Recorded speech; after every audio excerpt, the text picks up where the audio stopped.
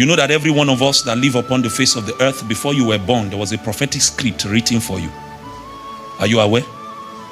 And you see, it is God's job to write that script. It is your job to ensure you find what is written before you die. In fact, your life does not begin to make sense. There's no value you can add to mortal experience or the existence of humanity if you don't find your prophetic script. What God does to the human or to the Christian is that from time to time, if your engagement with him is consistent, from time to time, he will come and show you glimpses of what is written. What he's trying to do is whet your appetite so that you will begin a process of inquiry. To begin to ask him that this thing I have seen, is it that there is something in it for me? And then you begin a journey to find out what was written concerning you before you were born.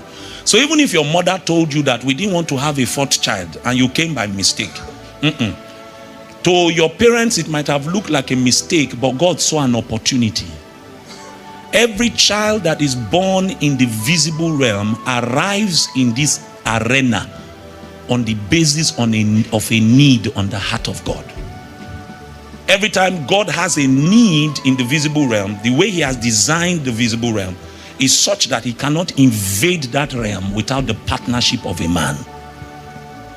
So God is able to see that in 25 years he's going to need a young lady to be able to walk in certain dimensions of his grace. So on that night that your parents thought that everything was sealed with Aradite and they've even done family planning and done everything, God saw that 25 years ahead he will need a child. He took occasion of their love for one another and slipped in destiny. So even though you appeared to them like a mistake, you were ordained by God for such a time as this.